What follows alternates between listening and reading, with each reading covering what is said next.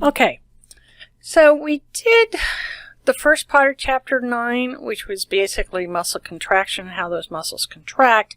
And now I want to go through the actual names of the muscles and what they do and where they are. So this is an overview of the skeletal muscles. You don't have to know every single one of these, but you do have a list that tells you what you're responsible for.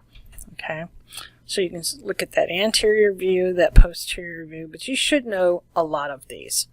So we're going to start with the head and go on down. And as we mentioned, the names of these muscles in the cranium are the same names as the bones, and that was why it was so important for you to learn the names of these bones. Now, if you see an arrow in here, you're responsible for this particular muscle. And for the test, you need to know the name of the muscle, but you also need to know an action. You don't have to know every single action these do, but at least have an idea of what it does. So over the frontal bone, the frontalis, over the occipital bone, the occipitalis, obviously the frontalis. What I always tell my students, if you want to know what the muscle does, put your hand on the muscle and contract it. So frontalis will raise your eyebrows, and the occipitalis will allow you to pull back that scalp, and you can wiggle your ears with this too. So you have two round muscles in the face. The first is and so that's where the name orbicularis comes from. It's a circle. It's an orbit, if you will. So orbicularis, oculi, anything having to do with that has oculi, oculus, that's eyes. So this is the orbicularis oculi around the eye. This is an anchoring muscle, but allows you to just move the eyelids. The zygomaticus major, think of this right over the zygomatic bone, from the cheekbone down to the sides of the lips. And so that allows you to smile, elevate that corner of the mouth. And then the buccinator, which is basically a little bit inside there, that also draws that mouth, but basically it allows you to chew. Mastication means to chew. All right. So we go on a little bit further down, and we have this other circular muscle, the orbicularis oris, which allows us to purse the lips. It's a kissing muscle, if you will. The masseter, that tells you exactly what it does. It allows you to masticate or chew. The masseter runs right down to that mandible, right there at the corner of that mandible. So that big, big, big muscle allows you to open that jaw. Chew, close that jaw. Okay. The temporalis, right over the temporal bone, as we talked about, that's also part of mastication. You can see where it's tied in right here. So this is a chart that pretty much tells you what it does, gives you its actions. Just think about what come up with an action that you're used to doing. So orbicularis oculi closes the eye, you're blinking, you're opening and closing, but it allows you to close that eye, and then close the lips, the cheeks, so on. All right, so, and again, these go down. These you don't have to know all of them, but you do need to know some. All right, so now we're going to move down a little more and down into the neck area. And two big ones. The first one, people have trouble with, is sternocleidomastoid. This runs from the sternum over the clavicle, and cleido means clavicle, up to the mastoid process that we just looked at. So from all the way up that neck, okay? Allows you to turn your neck. The scalenes are going to be right posterior to that muscle, right on the sides. You do have 3 of them, and allows you to flex and rotate that head. All right, so if you look at the sternocleidomastoid, that lateral flex next to the same side that you have, rotate the head to the opposite side so you can flex the neck or rotate the neck, and then you have your scalenes. All right, so we move down to the pectoral girdle, and so the pectoral girdle is going to be that shoulder area. So you're looking at these muscles in the shoulder and the arm, and you have your pecs that most people know. When you look at these models, you always have the more superficial muscles on the left side and the deeper muscles on the right side. I'm sorry. Let's try this again. Sorry. So stop. You're always going to have the superficial muscles on the right side and the deeper muscles on the left side. So for the pectoralis major, this is those chest muscles that it flexes and adducts that upper arm. Your pectoralis minor, which are going to be deeper, and you can see it here, allows you to move that scapula forward. All right. And then you have the serratus anterior, which also moves the scapula anterior, and looks like a little serrated edge. That kind of helps you remember that, and those are a little deeper. So when you try and remember these motions, try and think of them together. So since this is all on this side of the model, they both do the same thing. That might help you with remembering some of these motions. All right, and looking at the back, you have the trapezius, which allows you to extend the head versus flexing the head, raises the shoulders, okay, superiorly, depresses it inferiorly. So trapezius just allows this motion of you being able to raise those shoulders. Levator scapulae. The motion is basically right there in the name. There are a lot of these muscles where it does this. This is going to elevate the scapula. It does allow also for adduction of that arm. We're moving that arm towards the body. Then you have the rhomboid majors and minors, and they're both going to pull that scapula medially towards the middle. All right, allowing you to shrug that shoulder inward towards the sternum. It stabilizes that scapula, but you can see this right here. Okay, so if you look at this and you're trying to decide, you want to look at this is the major and then the minor there. There's a little bit of difference here. If you look at one of the pictures, it might help. All right, so the muscles that move the arm and the abdominal wall, you can see those nice serratus anterior that we just looked at. And then we have basically our abs, rectus abdominis. What everybody calls their abs are the rectus abdominis muscles. Okay, so just think of it that way. You have the latissimus dorsi meaning back. So these are going to be on the back. So this is that big muscle right underneath the armpit. And that allows you to extend the arm and adduct that arm. And then for the shoulder, you have several muscles in here that make up what are called the rotator cuff. And teres major, teres minor. These all work together to do this kind of motion with that shoulder. And the deltoid, the big shoulder muscle, abduction of the arm. So take your time and take a look at these. I'm just, roughly going through these, but you need to spend some time with them. All right, taking a look at the forearm, we have obviously the biceps, but we call them biceps brachii. You do need to know that full name. And that allows us to flex that forearm. We've talked about flexing. All right, and if you go down there, you can see that nice the biceps brachii.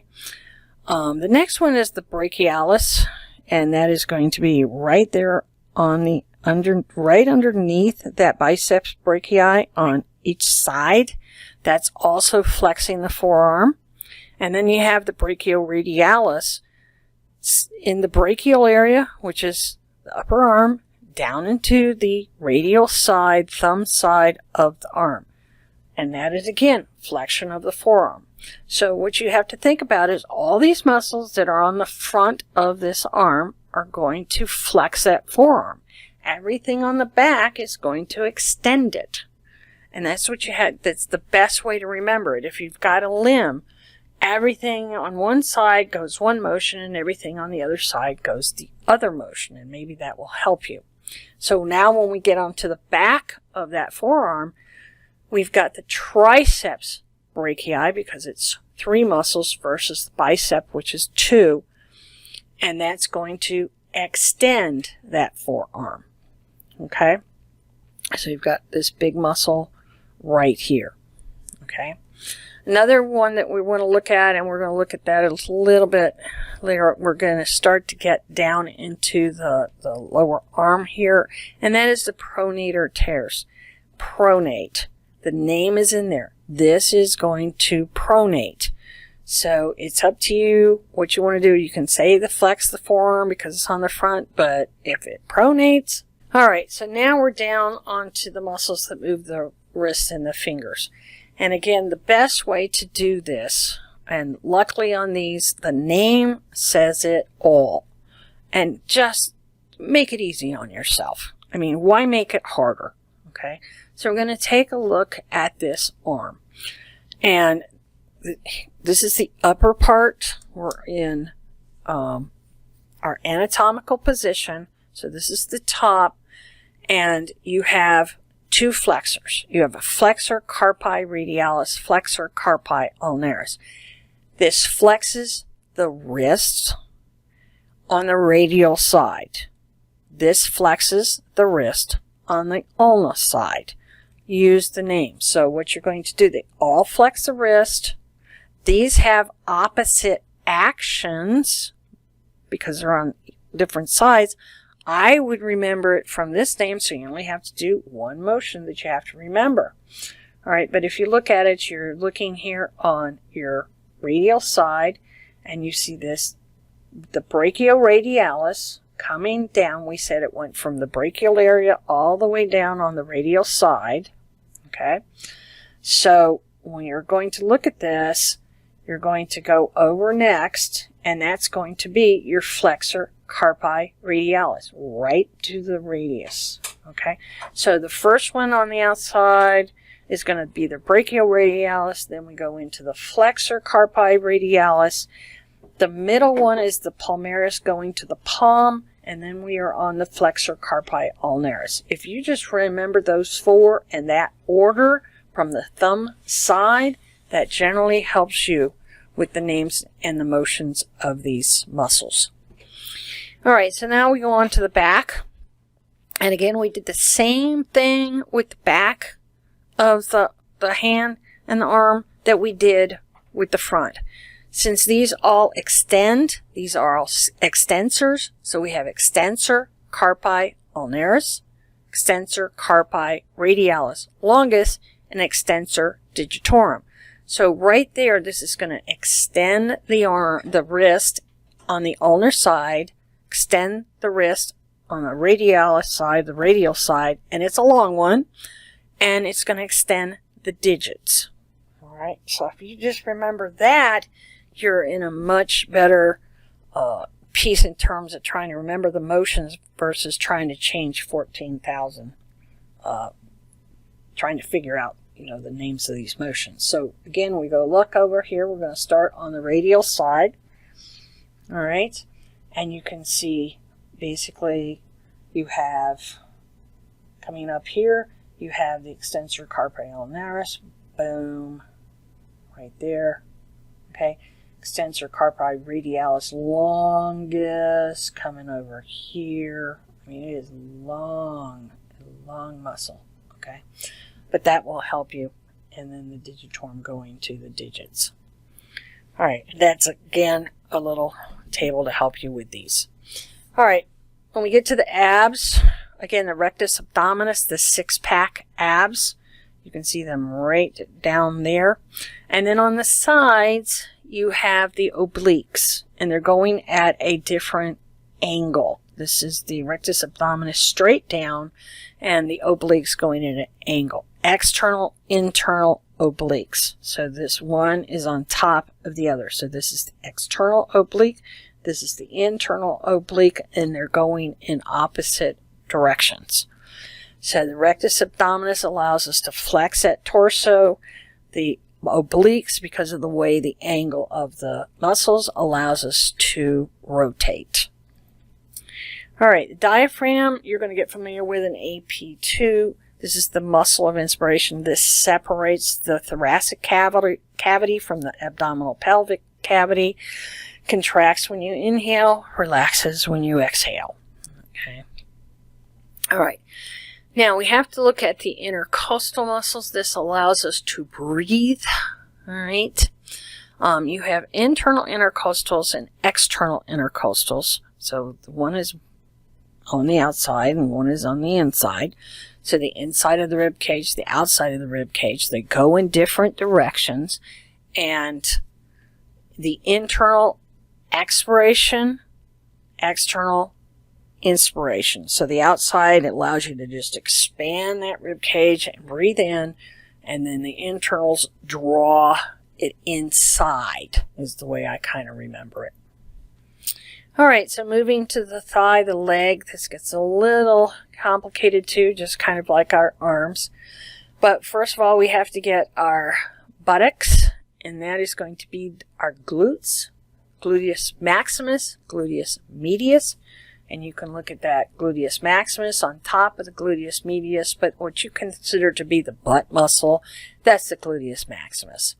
Now what that allows us to do is extend the thigh, and the medius abduct and medially rotate the thigh. So medius, medial rotate. And that's just the easiest way for me to try and remember it.